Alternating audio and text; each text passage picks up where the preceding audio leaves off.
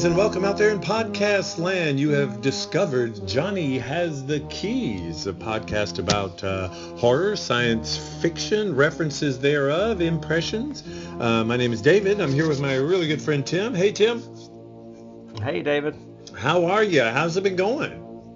Oh, it's been going great. It's nice to be settling back in. It's been a while since we've been able to record, so I'm glad to be here. It has been, and it's good to be back. What have you been up to? As far as like genre related stuff, and this may date us a bit, but I started watching the second season of Castle Rock on Hulu. Mm-hmm. I've seen 2 episodes, and it's a lot like the first season. There's like a lot of familiar elements, and then a lot of elements that are completely unfamiliar to any Stephen King I've ever read. But a lot of King references. Lots. Okay. And like Jerusalem's Lot plays prominent in the story. I don't know if you've watched beyond the first episode. No, just saw the first one where Annie showed up. Yeah, Annie is stuck in Castle Rock. That's Annie from Misery, for all you folks out there that don't know. And I don't know I don't want to give anything major away, but there is Salem's Lot exists. People live there. We haven't seen really any evidence yet of vampires. However, a very famous landmark is there, and there's like weird caves and caverns underneath it that contain bizarre looking things that I think may connect it more to the original short story Jerusalem's Lot, where the town was always evil because of something there in the ground. Very Lovecraftian. Very kind of Lovecraftian, thing. Exactly. So I'm really curious to see where they're going with it. And then you've got the other plots with, Annie and her daughter, and Ace Merrill, the bad guy from Stand By Me, and his uncle or father, Pop Merrill, played by Tim Robbins. And this is another interesting thing I thought. I was asking Dennis last night. I said, do you think that they're going to try to get an iconic actor from every great Stephen King movie to be the lead in the series? Because last year they had Sissy Spacek. Yeah. This year they've got Tim Robbins. Could be. From Shawshank Redemption.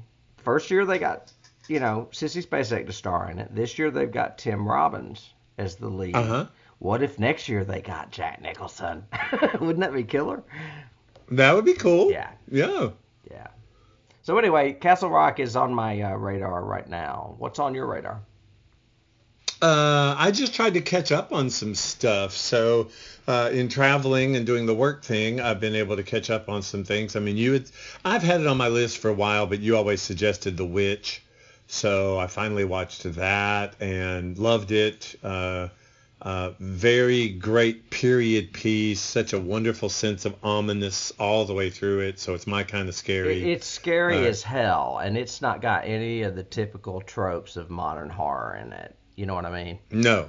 Like the it's jump very scares Hawthorne, the Crucible done as a twisted tale kind of thing. I mean, it's for those of you who haven't seen it, I highly recommend it for horror fans. It starts with an ominous feel to it and never lets up. Yeah, it's ever. Like it's slowly closing around your throat the whole time.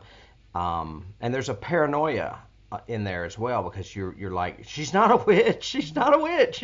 Don't... Oh yeah, there's all that religious hysteria. Yeah. And I thought the casting was brilliant. Loved it. I love the such great. I want to say Hawthorne again, but it's those faces. They look like wood cuttings from our paintings from that whole Puritan time frame. Mm-hmm. Of course, that whole era is scary to me anyway. That whole everyone's a witch and religious hysteria and all that. So it was really, really good. Yeah. And I followed that with something exactly the opposite, which is a modern strangeness, which was The Dead Don't Die. Okay. The I haven't seen Jim it. Jarmusch with Bill Murray is in it.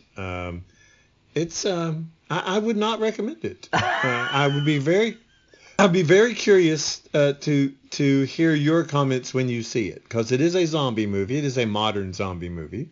Yeah. But I will be curious once you finally see it to see what you think.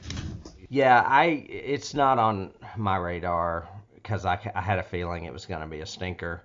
And I'm not a big Zombieland fan, and that sequel's out now, and it looks to me like it's going to be along those lines. Yeah, it's weird. You know, his movies are always somewhat odd. Anyway, Who is it? I don't even know. It's Jim Jarmusch, I think. I'm trying to remember. Yeah, Jim Jarmusch.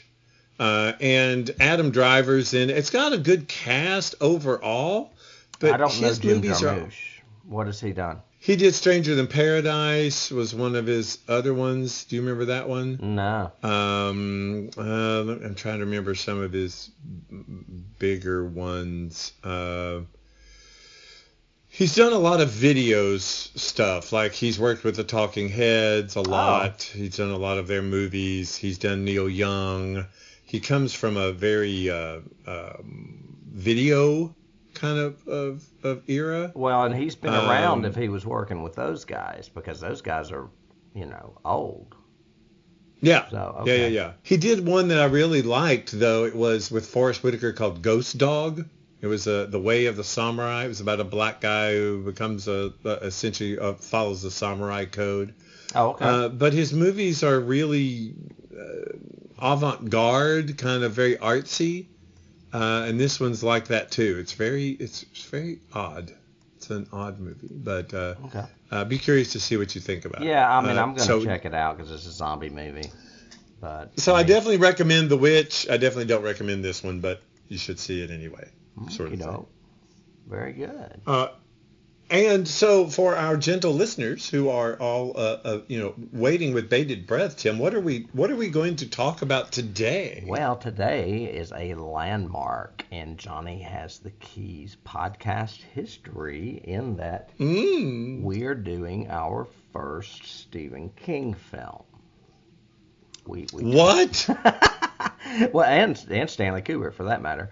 Jesus. We talk about Stephen King all the time, and I'm sure we've alluded to Kubrick in film technicalities and stuff, but we've never done a movie by either, and we're doing today The Shining. Hello, Danny.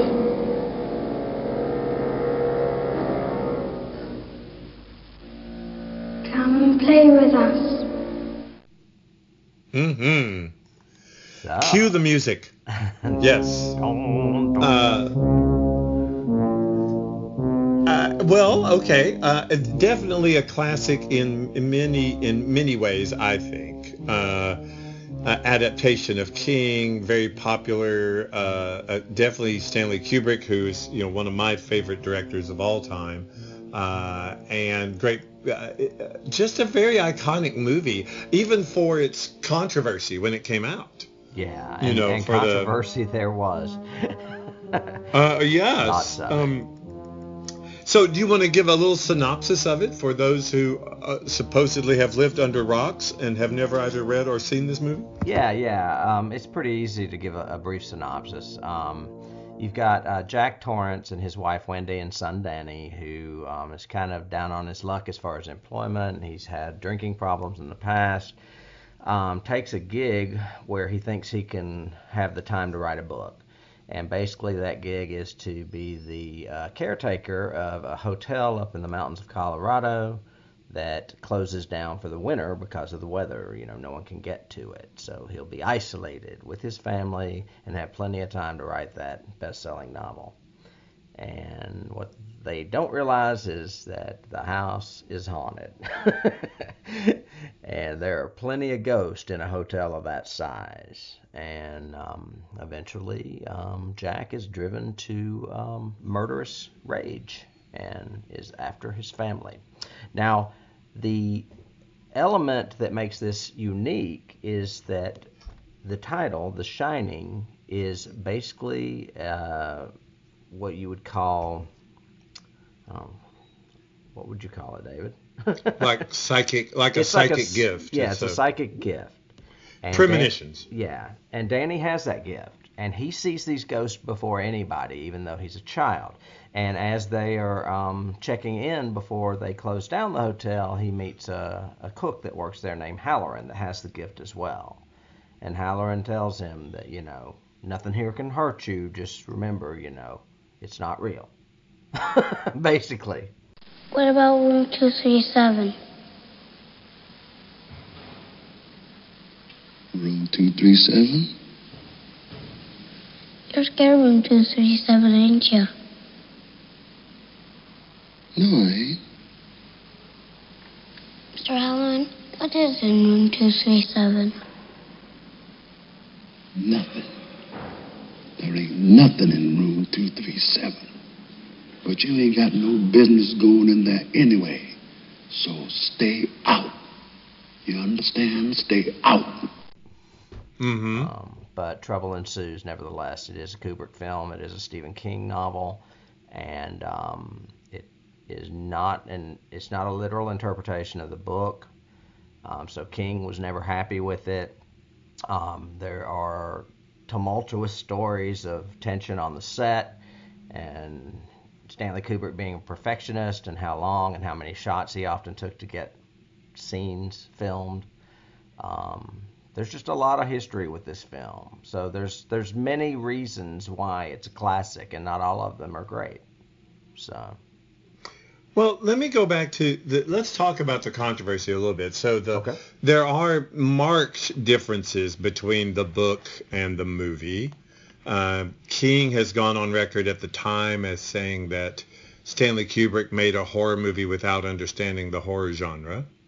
But there are other people who love the movie and say it is very scary. It's a great horror movie. It's very terrifying. I mean, I happen to be one of those. I really like both the book and the movie, but I've always said they're not the same story, so to speak. And I mean, you know what a Stephen King fan I am. I mean, I adore him, but I also adore this movie, and I know he hates it, but I love this movie. I think this movie's fantastic.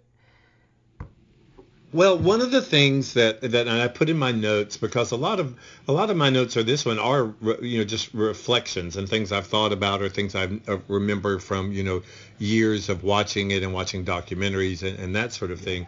I think we've seen it together at least 10 times. I would. Oh yeah. Yeah. Probably. And I bought that soundtrack, which you can't find anywhere anymore, by the way. Mm-hmm. I have tried several times, but I still own the vinyl, the album of that. It had various artists. It wasn't just one composer. That may have something to do with the reason that it's hard to find now. It's because of rights. Well, yeah. It just seems like, especially now with, in this time with other, with the sequel and everything else, that they would have that released. But anyway. Mm-hmm. But one of the big differences, you actually said the phrase, and it caught me just a few seconds ago. You said, Halloran tells him that nothing here can hurt you. And I remember reading this book. Let's go back to the past. I remember reading this book when it first came out. I got the paperback, I read it, and I think I've told you, this story anyway, but for our listeners, I read The Shining by Stephen King in a snowstorm when it was snowing outside. Probably not the smartest thing I ever did, but it really made that book very impressionable to me. It didn't top Salem's Lot, which is still my favorite, but it really bothered me, and it really got under my skin that I could look out the window while I'm reading it and it's snowing. But one of the big things was Halloran tells Danny, nothing in the hotel can hurt you. You're just seeing things. They're not going to hurt you. But what he didn't know was the ghosts would manipulate his father in such a way that his father could hurt him. Mm-hmm. And I remember one of the most iconic scenes from the book it still gives me chills just thinking about it today. That's not in the movie, which surprised me, was Jack beating his own face off with the croquet mallet. Yeah. because he's cornered Danny at one point in the book, and Danny actually says "Daddy" or something like that, and you see a little bit of Jack, a glimpse of the loving Jack back, and then all of a sudden the entity takes control again, or whatever. The hotel takes control, and he takes the croquet mallet, beats his own face to a bloody pulp, and said, "Daddy's not here anymore," and then keeps chasing him. And that just, still thinking about it, just terrifies me, this faceless, bloody, figure chasing his son kind of thing. Kubrick kind of did that with the axe and with the chasing and all of that, but I got the impression in the movie that the ghosts were real and the ghosts could hurt you. Did you get that impression, or was that just me in relating it? Yeah, there is one distinct scene that comes to mind. The ghost may not. Well, there's two really. He says the ghost cannot hurt you. They're like echoes or whatever. But right. There's a scene where Danny comes downstairs from having been in room 237. 237. And his sweater is torn, and he has a bruise on his neck. So something hurt him. And Jack was with Wendy, even though she thinks it was him. Right. And then there's the scene where, of course, he's locked in the pantry and somebody lets him out. So there's two scenes where there's like physical contact with something other than the human beings in that house. I keep saying house, but hotel. Right. So, but yeah, I know what you mean. That scene in the book's really memorable when he just basically busts his face up so that he doesn't look like Danny's daddy anymore. Right. And I think that's, it's so weird, the elements that he took from the book, the elements he didn't take from the book, and what are you saying in the book and what are you saying in the movie? And, like he didn't do the topiary animals, which in the book Danny sees them come to life and they actually chase him and everything else, and you don't see that in the movie, mostly because Kubrick said he couldn't do it as realistically as he wanted. Yeah, it would have looked bad. And we know that from the miniseries that they tried to do. But the with the exception of those two moments, you could easily say that this movie was about this man's singular descent into madness. It's really Jack and his guilt and his alcoholism and his everything, and his slow descent. And it could be so much so that the hotel, all that's in his mind even. He's imagining all that. Or he's manipulated in such a way that he has to actually physically do it. They can't physically do it. Well, I mean, but you've got to remember that Danny is seeing him too, and so does Wendy eventually. Eventually, and yes, Halloran alludes to it when he speaks with Danny in the beginning. Yeah, you can see it in his eyes that he knows. Now, there's one thing that I think is an odd choice. Not if you know Kubrick, because Kubrick always tends to be a very cold individual. His movies are always, even Barry Lyndon, which is so goldenly lit and everything else, is a very cold, clinical kind of movie in the way he approaches things. In the book, I liked the Torrances in the early scenes. The whole family, and Wendy is much more of a bubbly cheerleader. I mean, she was nicer, all of that kind of stuff. And Jack seemed like, I kept thinking, oh, he's a typical Stephen King writer, character guy. Been there. Whatever. But in the movie, especially casting Shelley Duvall and the way Danny is portrayed, and to an extent the way Jack is, this is a bruised family. They seem, you could feel like domestic abuse from the very first scene. That they're trying to overcome something, and they've been through stuff. Of course, Shelley Duvall always looks like that anyway. She always looks like she's stressed. She always, like she's in jeopardy or something. And so you could easily see this is a possibly abusive family that is not put in the best situation. Right. Well, and he has broken Danny's arm in the past. Now, is that in the movie? I was trying to remember. You mean in the book? It is in the book. No, it's in the movie. But is movie. it in the... Yeah. Oh, well, I know he says he snatched him up, because you used to do that all the time. What is it? A momentary lapse. Yeah, I can't remember what he says. Something about I snatched the little fucker up. A momentary lapse of muscular concentration. Yeah. Snap. Okay, well, let's pause there and talk about just Nicholson. Oh, my God. Is he not just brilliant all the way through this? He is. I was just I've got a lot of notes. I'm trying to think how we're going to get this organized. I read somewhere where you were mentioning Nicholson and Duvall and their casting and it being controversial. Well, I read where Nicholson and Duvall have both come out and said they resent that Kubrick gets all the credit over him, her, and Stephen King. They've stuck up for Stephen King too, both saying it's the hardest film either one of them have ever made. Oh, yeah. From what I've heard about stories on the set, it was very hard, especially for Duvall, because I think Kubrick treated her like crap all the way through it, intentionally. I think he intentionally, he did that director stuff of, I'm going to isolate you, I'm going to always be on your back because I want you hysterical. Mm-hmm. Plus the fact that most of the movie she's hysterical. Well, I know. Can you imagine the energy levels that would take? Well, especially with Kubrick, with doing it, like I read times. somewhere where, going up the stairs, she had to do 43 times, running up the stairs with the knife. Yeah. And with that energy level and that kind of stuff, it's just, she said, I think in an interview that she started losing her hair. I think I read that too.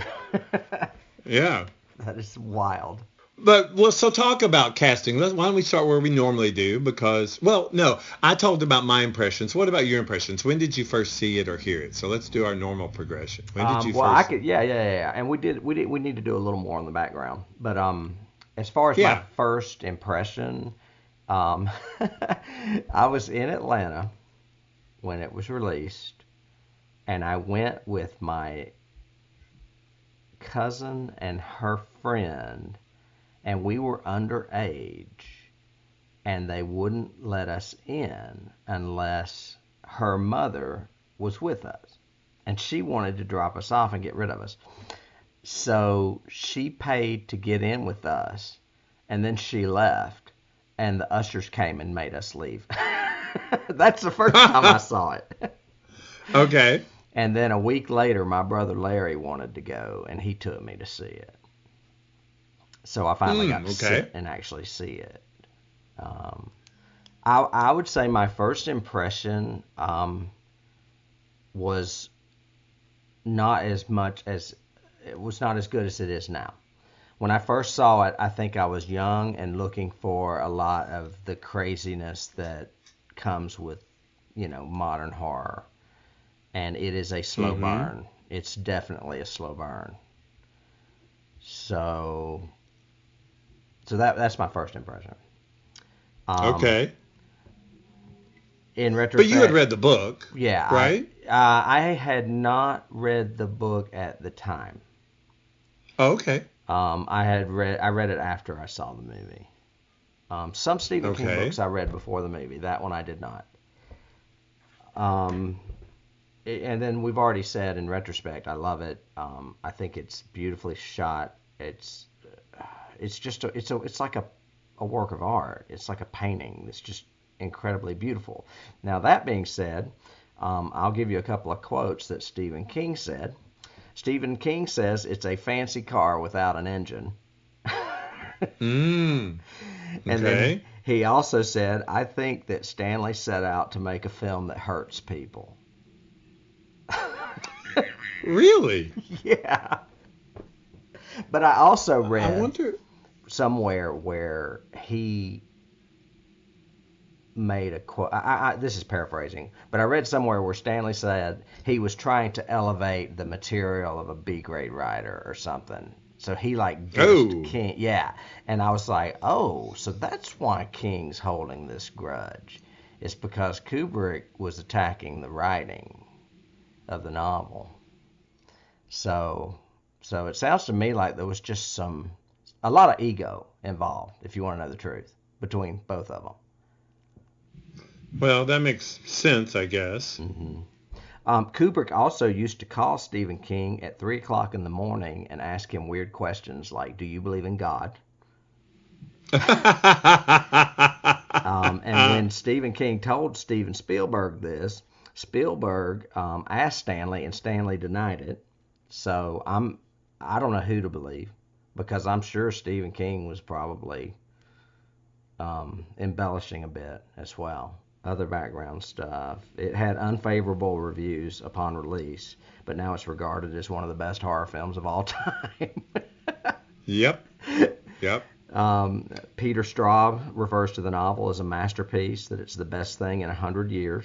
Well, I did used to say that. I did used to say, even though I prefer Salem's Lot for the story and the characters and the plotting and everything, I think I used to always say that Stephen King's first work of literature that should be taught in schools and everything else is The Shining.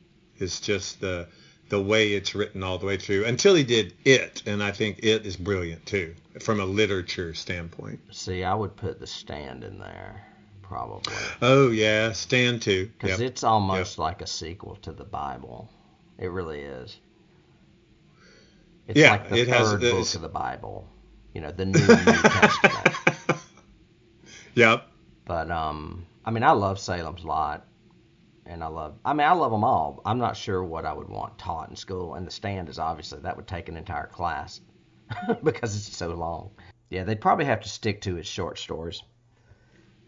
So, okay, normally right now we would segue to casting then for it. So, what are your casting stories for this one? I'm sure that Jack Nicholson was picked from the beginning, right? Or not? No? No, he was not. I think. What? I think Stanley wanted him, but other people on the list that were considered were Robert De Niro, Robin Williams, and Harrison Ford. What? Ooh, I don't know. Robin Williams would have been interesting. It would have been interesting to see what Harrison would have done.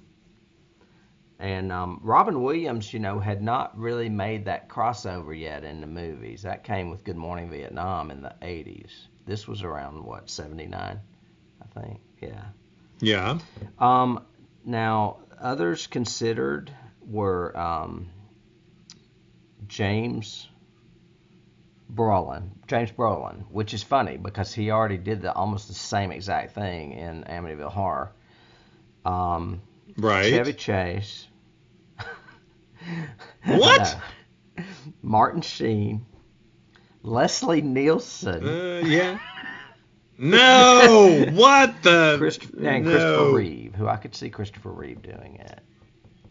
I could see Christopher Reeve. Yeah, that would have been interesting to see him, counter the Superman sort of thing. King's personal suggestions were Michael Moriarty and John Voight.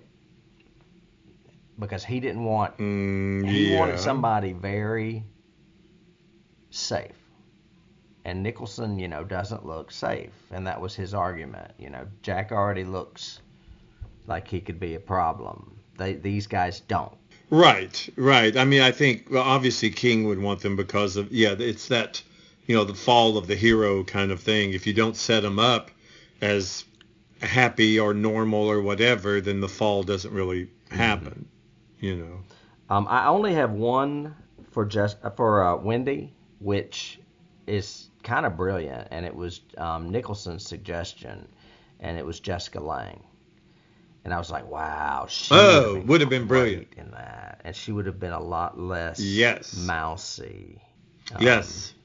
I mean, she could have been strong at times where Shelley can't really. Agreed. This one you'll appreciate because I don't know this movie that well. I've only seen it once. But they originally wanted for Danny Carrie Guffey from Close Encounters. Oh, Close Encounters. Yeah. Oh, that would have been brilliant. But the parents said no. I'm sure they did. And they auditioned 4,000 kids. And came up with Lloyd. They did. And honestly, I was going to get to this later, but I'll go ahead and say it now. You mentioned earlier, we were talking about how, 20, 30, 60 takes. I think a lot of the rumor about the troubled production is embellished. I'm thinking that like maybe 20 takes up that stairs backwards turned into 40 takes. And I think that, maybe 400 kids auditioned turned into 4,000. You know what I'm saying? Because that's a lot of kids. 4,000? Yeah, but when you look at other, you watch documentaries about Kubrick or look at his other films and everything else, he was meticulous on his takes. He would do them over and over and over again and say, oh, there was a breeze that blew your hair 4 inches in that third word, so I've got to change it, And especially as technology got better and he could actually look at the playback, like with The Shining. Before that, like with Barry Lyndon and everything else, he had to wait for the outtake, for the rushes to come in.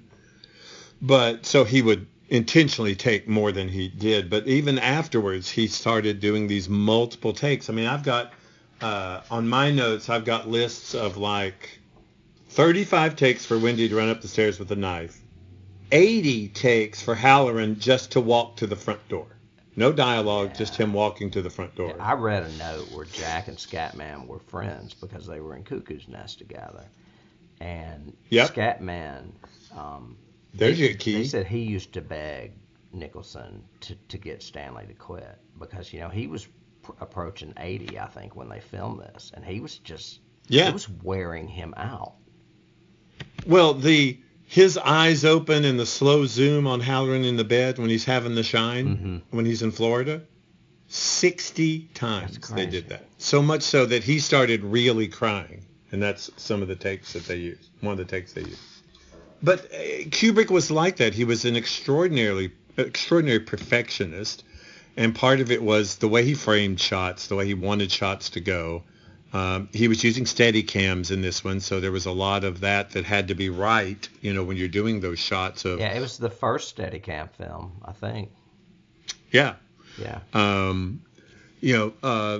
So I can agree a little bit. I think that there's probably been some, embellishment of some of this, but I don't know if it's necessarily all of it. I could literally, if the myth is true, I could agree with the myth that he looked at 4,000 kids before he picked Danny. I could see that. I had a casting one that I found that was Lloyd, who ended up being Joe Turkel. Yeah, I know what you're going to say. Was supposed to be Harry Dean Stanton. Exactly. That was my last one, actually. But yeah, that's cool. Oh, okay.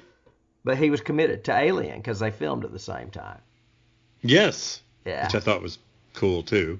Yeah, and he would have been a good choice. Yeah, I think so. I wonder...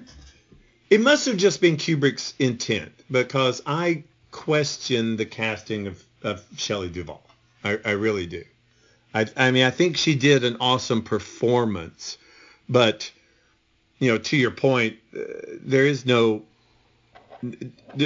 difference in Wendy. Wendy seems plagued and worried and upset and smoking cigarettes even before they get to the hotel. She seems freaky and upset, and like I said, maybe it feels like she's an abused spouse. It does, and I, in all honesty, I like her. I think she's great in it, probably because I felt sorry for her for all the takes she had to go through. But do you know more about Kubrick than me? I've not seen any of his latter films like Eyes Wide Shut or anything. Has he ever cast a strong woman? Or is this a trademark? Ooh, good question. See He what I'm is saying? some- It could have been something to do with him personally and working with Well, I'm women. pretty sure it is anyway. I mean, I think all of his decisions from his movies are him, but I would think you're right. Because even in Eyes Wide Shut, I mean, Nicole Kidman is played as a weaker female. So there might have been some misogyny in there, with him in general. And Jessica Lange, she may not have been a force back then, but she certainly is now. I would think she wouldn't take any bullshit. Oh, yeah. And Yeah. So I think you're there's right. that to That's a consider. good point. Yeah, that's a very good point. But Wendy doesn't do anything in this movie, really. She doesn't contribute. She doesn't help anybody. Well, and if you want to, You know? right, and this is another gripe that I've always had is that Halloran is there for really hardly any reason at all. And then you have this huge thing of where they're going to bring him all the way back across the country to walk into a hotel and get an axe in his chest. I'm like, what the fuck, Why didn't you use him more? Well, part of that I go back and forth on that because, I remember when I initially saw it and I was going, what? We spent all that time in the damn snowcat and getting up here and everything else, and then you just chest him right when he walks in the door. Right. But I thought, okay, that's definitely a jump scare. I wouldn't have expected that. Well, it's also a there is no hope message, too. Yeah. You think he's coming to the rescue, and nope, he's not. Yeah, well, F you, buddy, yeah. So I liked that component of it, but I also, know from reading the book, because I had read the book before I saw the movie, and I was going, wow, how are they going to end it now? So Right, because he obviously lives in the book. Yeah, in the book, he actually does come to the rescue and sort of thing. Mm-hmm. And the hotel does not. The hotel burns down in the book. Correct. The hotel's destroyed, which is another. Okay, so we could jump there if you want to. So in the book, it's a typical, like you said, Stephen King sometimes makes his endings too long, but I actually liked it. But they have essentially because Jack has been taken over, they don't do the boiler, so the boiler itself blows up, burns the hotel down, and then they have an epilogue later on where you realize that Halloran and Danny are still communicating with the Shine, but they all live, they're all happy except for Jack, who dies because he beat his face in anyway.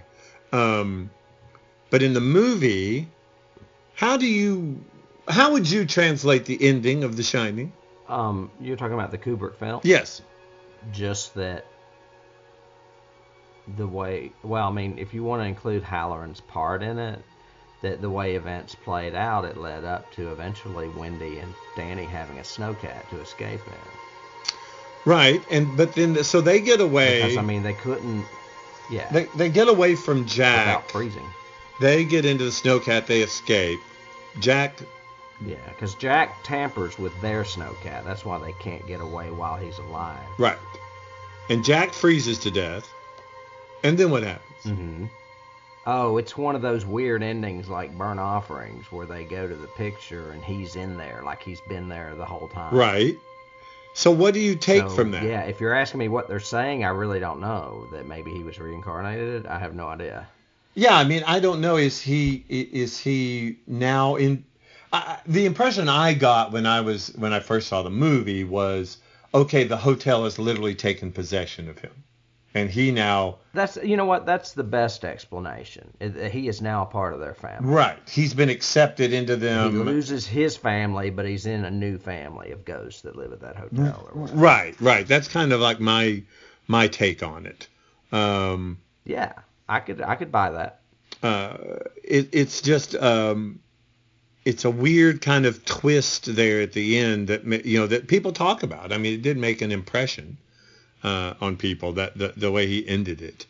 Well, if you want to get more analytical about it, the only scenes where Jack seems somewhat happy are the scenes where he's interacting with the ghost. Like when he goes into the bar and everybody's sitting around smoking, he seems really happy to be there. Yeah. A little slow tonight, isn't it?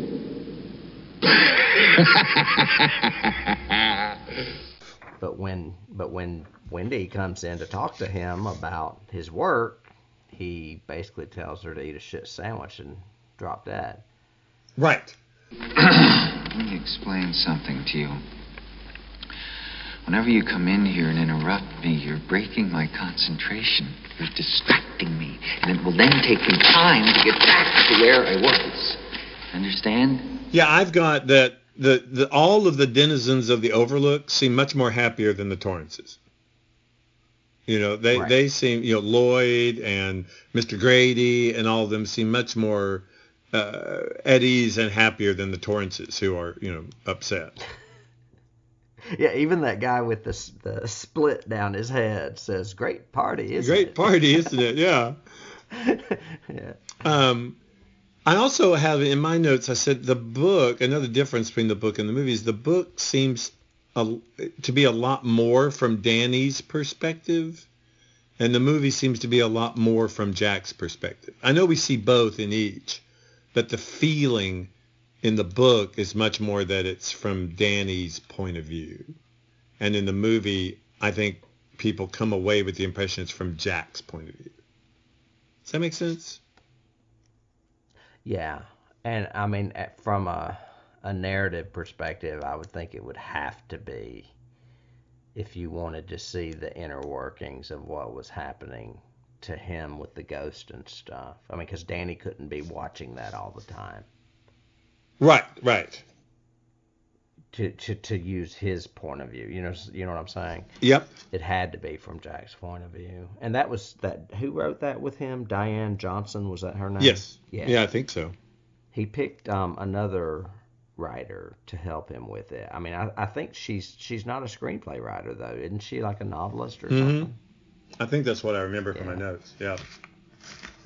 Because he wouldn't even look at Stephen King's screenplay. That's another reason why Stephen King, I think, had problems with him, because he never read Stephen King's version of it. I've got other notes about some of the scenes. Sure. I love in the beginning, he wants to be a writer, and he's a frustrated teacher with a drinking problem, which is a stereotype in itself that I have probably been a part of myself at one time. I love how there are books all over their house. Did you notice that? No. There are like books on shelves, leaning, here and there. When they show Shelley smoking, there's like a stack of books on the coffee table. I mean, there are books everywhere. Okay. So you can tell Jack's obsessed with being a writer. And I had never noticed that until this last viewing. That's a great point. Of course, I watched it on Blu-ray. That may have made a difference. True. You had talked about setups. The Here's Johnny shot with the door. Yeah. It was 3 days and 60 takes. 60 doors. Oh, I'm sorry. That's what I meant. 60 Yeah. doors. Yeah. 60 doors. I guess Jack's shoulder probably hurt after. Yeah, probably. But I read that he was like a volunteer fireman, and so he wanted to do the acts. Oh, okay. Well, that makes sense. Yeah. Every scene with a ghost in it has a mirror in it, except for the one in the pantry, and you don't see the ghost in that scene. Really? You just hear him. Yeah. It's fascinating. That's pretty fascinating. I have to go back and look at that then. I have the note that red is in almost every shot. I don't know. I couldn't confirm that in my watch, but that's what I have in my notes. This will make you go back too. Jack's tie in the interview scene is the hedge maze. No. It's a design of the hedge maze. Yeah. That's awesome. It's like we're making our own Room 237 movie here, only it's better. Yeah. Yeah. Yeah. Which is also obviously a key that I'm sure we'll get to. My favorite line in the movie is probably, "Hey, Dan, get tired of bombing the universe?" Oh, and a momentary loss of muscular coordination. Yep. Which you mentioned earlier. Before we get to keys, do you have any other notes of interest? I have some awards. My notes of interest, I guess, are just like some of the likes. I do like Kubrick a lot, and one of the things I like about him is he's known for what's called single point perspective. So if you look back, and you can actually find this online, there's actually been some montages that people put together of all of his movies.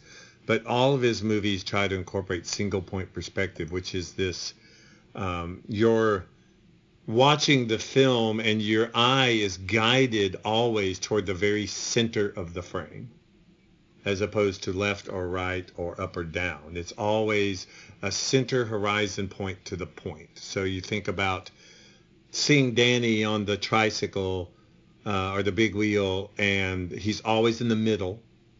And then when he turns the corner and stops short, what he sees ahead are the two twins all the way, and they're in the center. They're not left, right, up, or down. And Hello, Danny.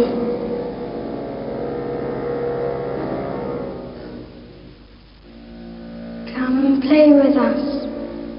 all the way through the movie, it's that way. You know, Jack in the Hedge Maze is always in the center. The framing is always in the center.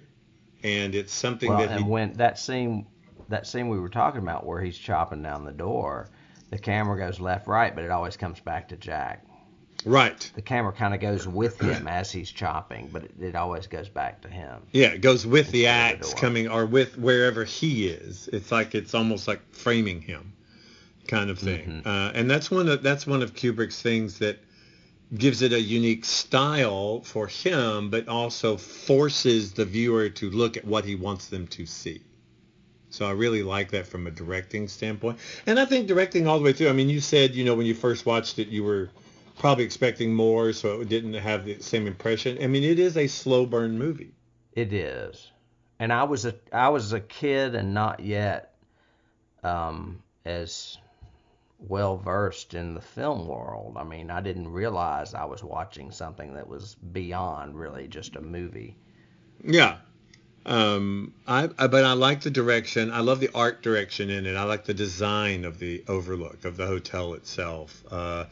I always used to I watch it just to be fascinated by the fact that that lobby set is an interior. There is no exterior. That all of those windows are lit. You're in a soundstage, but he lit it so it looks exactly like it's outside. But all the art direction, the carpet design, all of the room designs. I love using the green in 237. It gives it that kind of creepy, menacing kind of feel to it. I think adding the maze instead of the topiary was brilliant and kind of leads to that whole chase at the end that works. I love the supporting cast. I love Mr. Grady and I love Lloyd. Both of them are awesome characters. My girls, they didn't care for the Overlook at first. One of them actually stole a pack of matches and tried to burn it down. But I corrected them, sir. And when my wife tried to prevent me from doing my duty, I corrected her. Even the dude that plays Allman. Yeah. Barry Nelson, yeah. And my last you can tell one, he's a dick. He's like every dick interview you've ever had. You know? Oh, yeah. He's so smarmy. My last like is the music. I like the music all the way through this. Yeah, it's very unique. Mm-hmm. I mean, it's as much of a trademark as anything in the movie. Yes. Wendy Carlos and her partner. I mean, everything they put together is great. I love the classical aspects of it, but also the very symphonic, you know, like we were talking about, that beginning that's all done on a synthesizer kind of thing.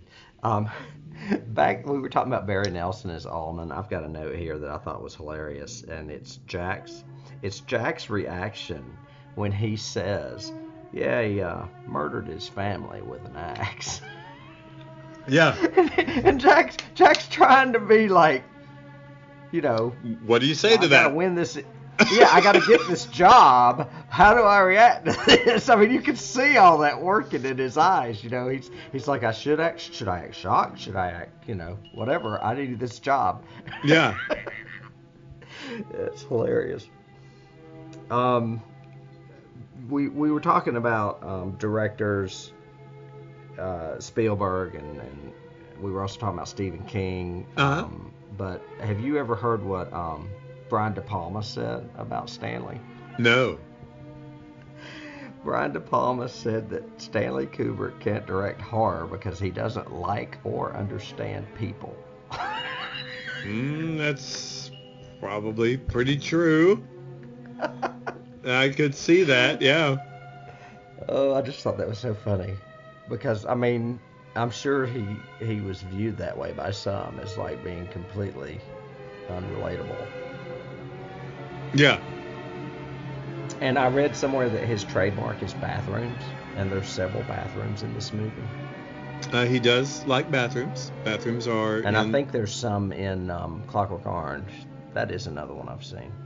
Well, and Full Metal Jacket, one of the biggest scenes in Full Metal Jacket takes place in the bathroom. 2 different scenes in Eyes Wide Shut take place in the bathroom. Yeah, he has that penchant, I guess. He likes those bathrooms. To lean in his defense of not being so cold, I read that he also sent Danny Lloyd cards every year and called him on his high school graduation. Oh, really? I had really cool.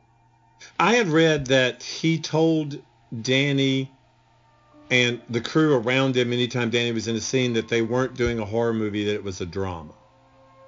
And he kind of insulated him from the horror aspects of it. Yeah, he tried to protect him. Yeah. So much so that the scene where Wendy is running with Danny and screaming and everything else, they actually used a mannequin, not really Danny Lloyd, for that, so that he wouldn't see her hysterical. So I thought that was very interesting, that this guy that, like to your point, doesn't understand people would insulate the child. Maybe he sees adults as corrupt. Maybe. And so he only relates to kids. Maybe he's Michael Jackson.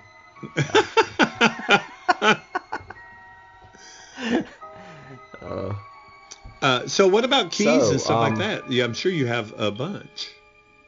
I do. I have a few awards first. Yeah. We always talk about these AFI lists, like 100,001 movies to see before you die. It's obviously on that. We've also talked about villains, as far as like Norman Bates, Hannibal Lecter being in the top 3. Jack is actually number 25 of the greatest villains on AFI's film list. Mm-hmm. It was nominated for Razzies, including Duvall and Kubrick. But it also was nominated by the Academy of Science Fiction, Fantasy, and Horror Films. It was the winner for Scatman Crothers, Best Supporting. So I thought that was kind of cool. Yeah. But that's all I really have for awards, because back then movies like this didn't get nominated for Academy Awards. That came a little bit later. I ran across something that goes along with just what we were talking about. This is interesting. I'll read this before we go into the movie. So I found this on IMDb, but it says, Kubrick is an absurdist. He views life and people as essentially chaotic and ridiculous, crazy and without purpose. He's also a bit of a nihilist. Life has no meaning. Everything comes to nothing. This is a stark contrast from King, who's a romantic. He views life from a fiercely passionate and emotional point of view, and although King is also a pessimist and often sees the dark side of human behavior and situations, his romantic worldview makes him fiercely connect with all of his characters, in effect loving them and becoming them, whereas Kubrick sees them as ridiculous and sees no connection. These are the worldviews that make the book version of The Shining so starkly different from the film version. One is fiercely emotional and romantic, and one is shockingly absurdist and nihilist. That's pretty interesting. I completely agree with that. I do, I too. don't know Kubrick, but I know King, and that is definitely King. And that's why most King books have a semblance of a happy ending. Yeah, that's true. But Kubrick, his doesn't really end. They just drive off, and that's it. Well, yeah, or you turn into a star child in 2001, or you end up with this strange, weird ending that comes out of Eyes Wide Shut. So, yeah, there's definitely a connection there. I mean, definitely a difference there in point of view. So that makes perfect sense for the books, though. Yeah. It makes me wonder if it had been edited differently or had different music, how that movie would play. If it would play like an absurd comedy. Ooh, I hadn't thought about that. Interesting. Yeah. I mean, because there are parts, like when Wendy's running through the house and she sees the guy in the bear costume going down on the, I don't know, the butler or whatever it is. Right.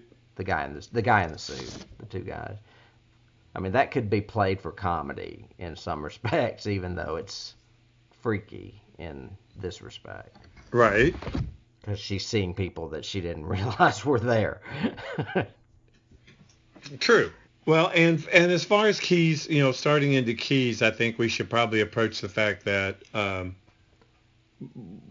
some of the major keys from this movie or references, I guess, from this movie have been blown up into huge conspiracy theories.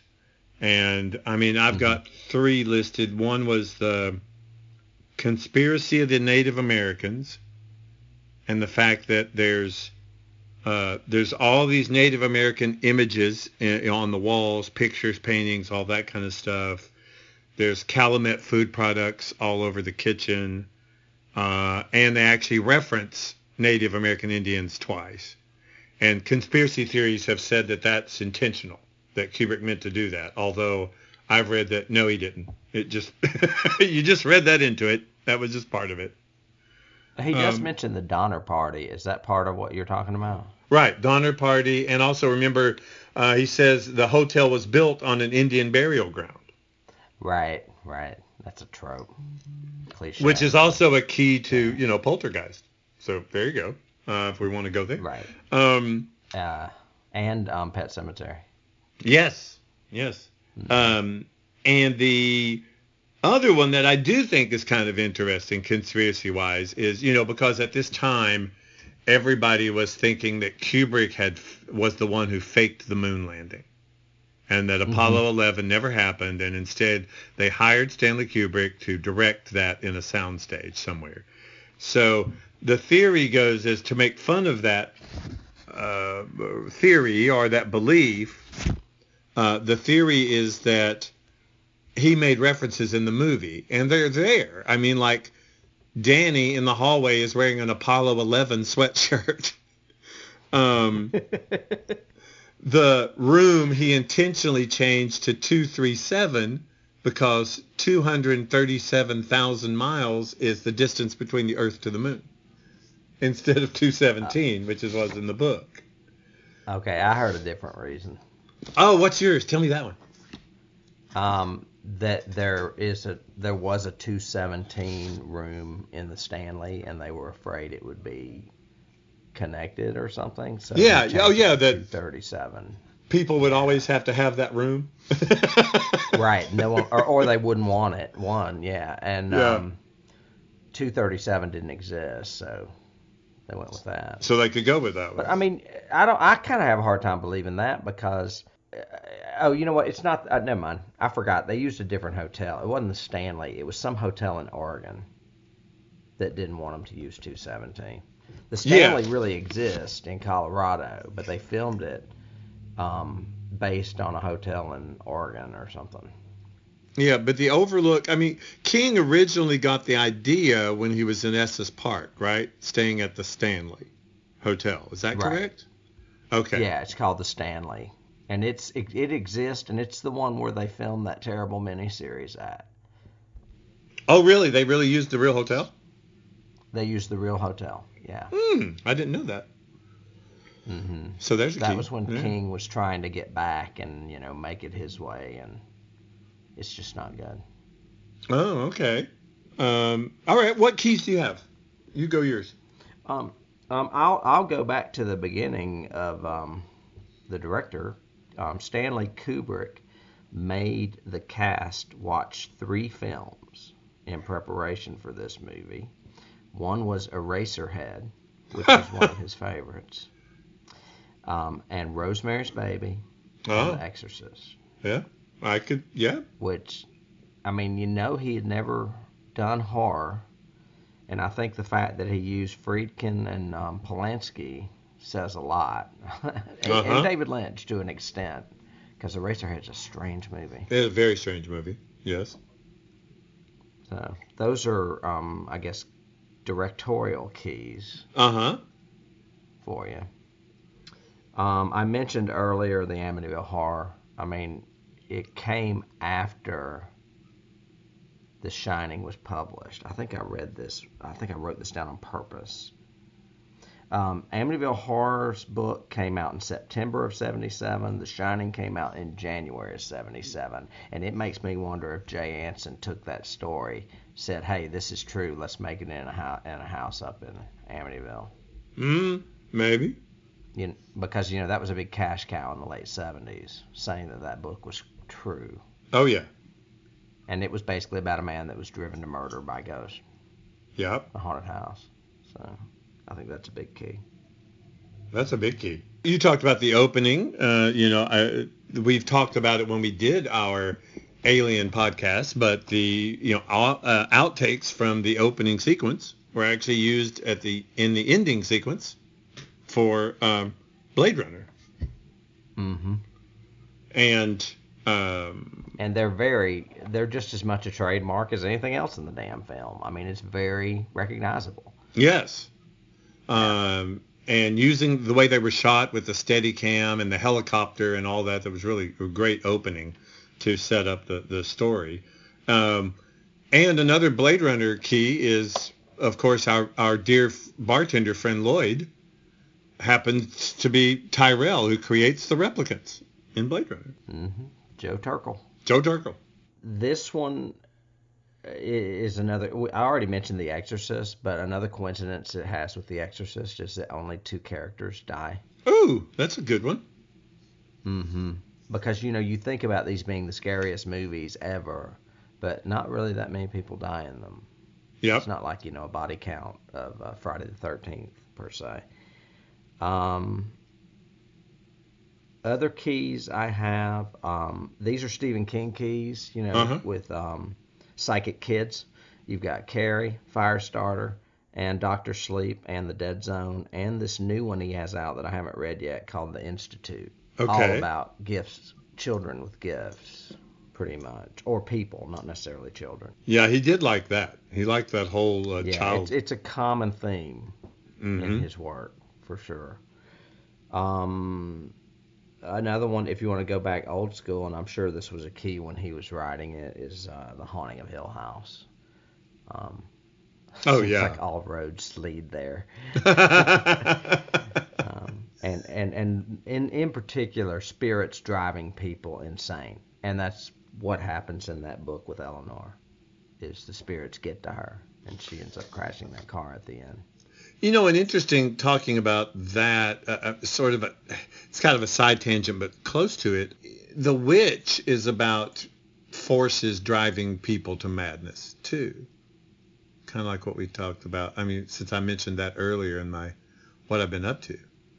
Because slowly in that movie you see them degrade and change because of these forces around them.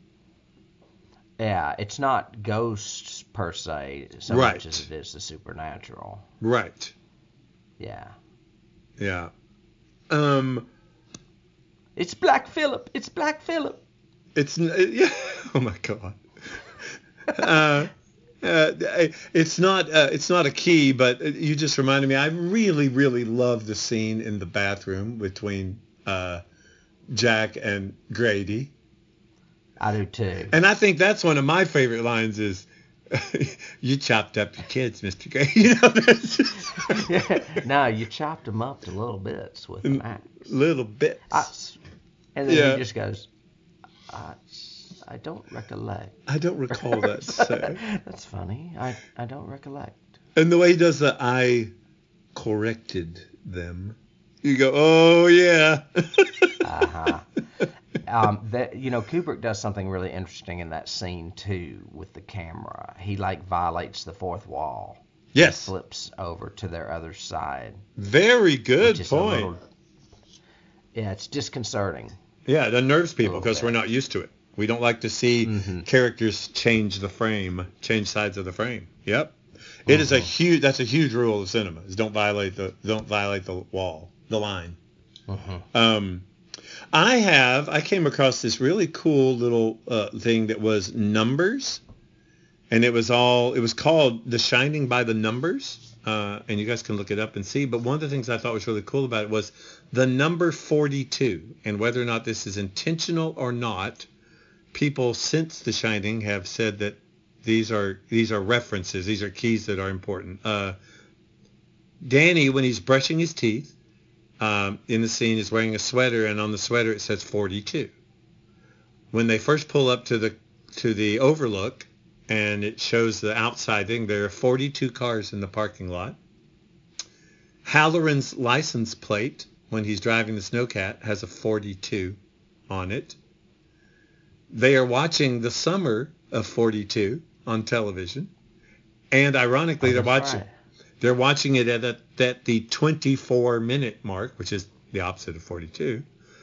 Room 237.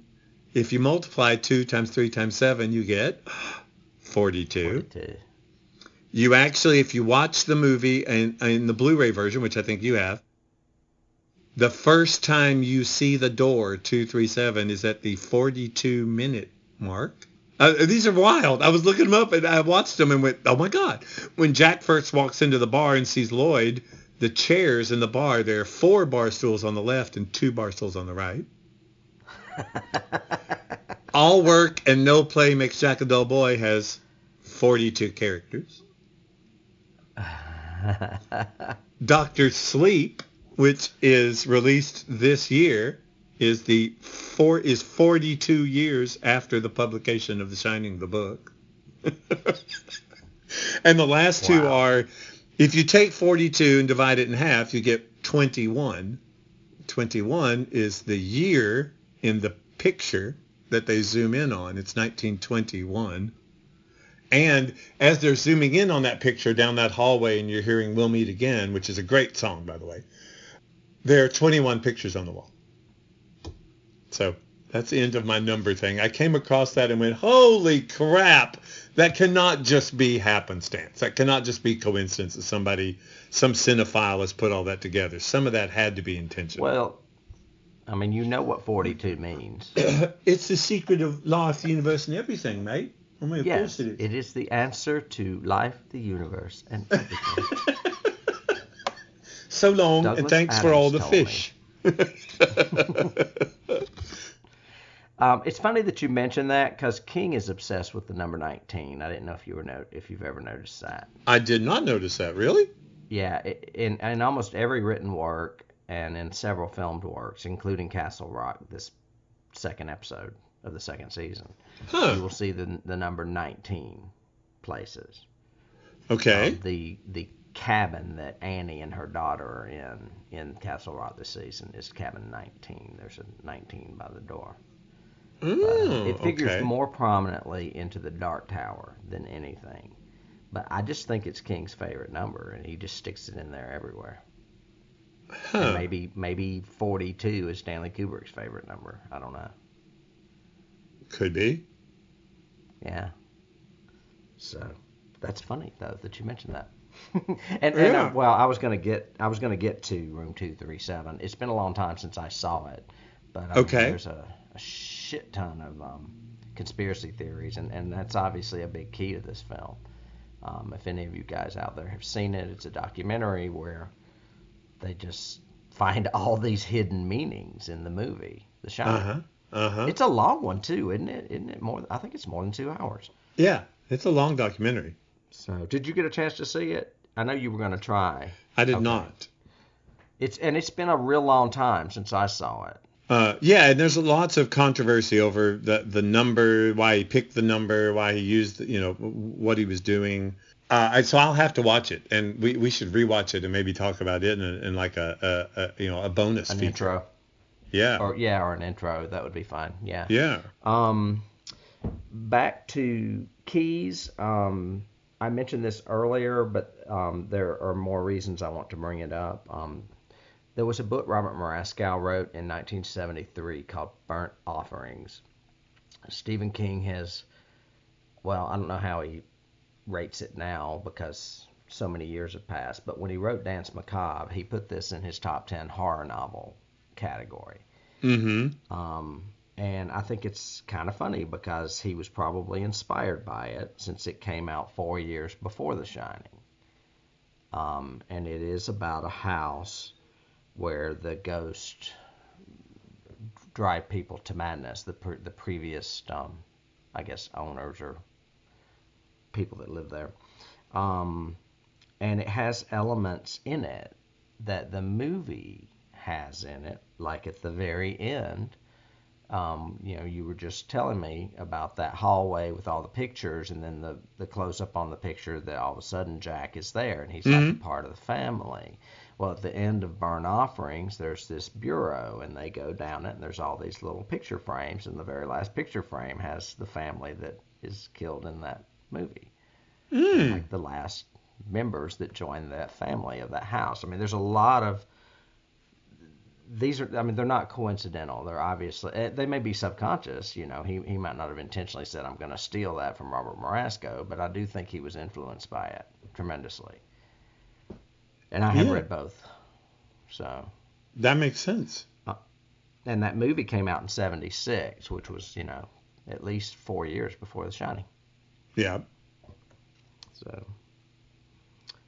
Did you have any other keys? No other big ones. I've got some production keys, like this was filmed in Elstree Studios. He actually took over all of Elstree Studios in order to build his sets as large as he wanted them and to construct them. Elstree Studios is also the same studio where they filmed Empire Strikes Back. So that's one. And during the filming of The Shining, this director from America came over because he was working on advance work for Raiders of the Lost Ark, and that's how Steven Spielberg first met Stanley Kubrick. Mm-hmm. So much so that Kubrick has become the only person that Stanley's estate and Stanley himself actually gave permission to finish one of his movies, which was AI. Right. Which, so that was really cool. I thought that was neat. Is that on our list this year? I think it no. It's on our list, but not this year. Correct. Okay. Yeah. I have one last key, and this is the big elephant in the room. As we are recording this podcast, you guys are not hearing it until February, but Dr. Sleep was released just a few short days ago. What? It is a sequel. It is a sequel to The Shining, and David and I have talked about this before in, I guess, introductions. I'm not sure, not in depth. But Mike Flanagan, we feel, is a very strong director. He's already done a Stephen King. He did Gerald's Game. He did The Haunting of Hill House on Netflix, which is one of the best television shows I've ever seen. Mm-hmm. And now he has done the sequel to The Shining. And the big controversy is that he's a huge fan of the movie and a huge fan of Stephen King. And he wanted to do both. So he managed to get permission from both estates, Stephen King and Stanley Kubrick, to make a sequel to the book and the movie. So there are going to be elements from Kubrick's film in this, including the hotel. But there's also going to be, obviously, the story from the novel that King wrote just a few short years ago. Mm-hmm. And I cannot wait to see it. I've been hearing really good things. And we are both curious as to why, how he's going to handle the Halloran situation. Right. Since lives in one medium and dies in the other. If I'm not mistaken, I think Halloran's dead at the beginning of the book, but Wendy is very much alive. Now, have you read the book? I have. Okay. Because I saw something in doing the research for this one. I saw something that said that, and correct me because I don't remember this from The Shining, but in The Shining, the novel, Tony is really Danny from the future. Is that true? I don't remember that from the movie. I mean, from the book at all. I've heard speculation of that. I don't know that it's literal. So yeah, I mean that's something I read. Tony's just his imaginary friend. Right. And Kubrick exacerbated it a bit by making him talk to his finger, which was kind of odd. But yeah, he was just, kids that age have imaginary friends. They assumed Tony was his imaginary friend. A lot of people assume it's his subconscious manifested to warn him of his premonitions. Yeah. So, I mean, I guess it could be interpreted as Danny from the future, but I think it's more to do with his gift of The Shining than that. Yeah, I mean, in the movie, I get the distinct impression that that's his personification of The Shining. That's his way of coping with the fact that he is seeing and being told things. So Tony is the one who talks to him. But this thing I read said that no, actually, according to the book, Tony is Danny's adult self coming back to warn him and talk to him. Who is saying this? I read it somewhere, dude. I don't know. I mean, well, I mean, because you're saying according to the book, and I was just like, well, no, I don't think they say that in the book. That's what I thought. Okay, so that's why I was checking. I don't think they said that in the book, right? Mm-mm. Okay. Now, it has been a long time since I read The Shining, so I could be wrong, but I think I would remember that. No, I think you're right. I think we're both right, and that was just some crap note that I got somewhere. So there you go. Maybe it was from room 237. Dun dun dun. So anyway, Dr. Sleep would be my final key. Okay. I mean, I'm sure there's plenty more out there that you people are more than welcome to point out to us if we've overlooked them. But yes. I think it's fitting to close with Dr. Sleep, considering that it is the newest key. It is. And hopefully with Mike Flanagan at the helm, it will be brilliant. I'm fairly confident myself, even without seeing it. Yeah, I'm ready for Mike Flanagan to become the Stephen King director. He needs to do more Stephen King movies. Well, and actually he needs to do more of anything. I think he's just, it's like, what did you turn me on to his other film? Hush? Was that it? It was great. Loved it. I just, so yeah, we highly recommend that. And well, of course, we highly recommend The Shining. It is a film classic. It is a horror classic. I think it could be taught in film school just as a very analytical cinematography look of how to film and do something, but also from a adaptation standpoint, I think it's very interesting to teach it. Might be interesting to teach or acting. Yeah. But in a writing class especially, how would you, is this the best way to adapt, a work? Yes or no kind of thing. Yeah. I love watching Jack Nicholson in this movie. I know Stephen King hates him, but to see the wheels turning behind those eyes and the way he delivered some of that stuff, and it may have been because it was forced to be filmed 40 times, I don't know, but he's just brilliant, little pigs, let me come in.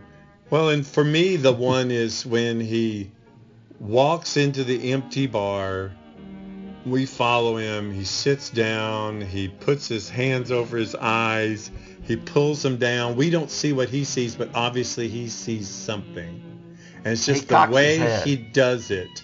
And he goes, "Hello, Lloyd." And then it cuts and we see Lloyd for the first time. I went, that was awesome. It was just like, it was a great cinematic way of saying, oh, he's lost it. He's in it now, kind of thing. So loved it. A little slow tonight. Which is funny because it's Amazing. Well, Tim, thanks for sharing The Shining with me. And all of you listeners out there, of course, what do we always say? Thank you, guys, for listening to us. You're the reason that we do this. And you can share us. Yes. Share us. Tell your friends. Please click on that little button there and review it, even if it's just to say, oh, liked it, loved it, great, whatever. It always helps us. Or just to do a little star rating. All you do is click, 5 stars. Yeah, please do. And let us know what you think. Do you agree with us? Do you not agree with us? What do you think? What should we be talking about instead? Give us some suggestions maybe for future movies to do. Ooh, there's a thought too. Absolutely.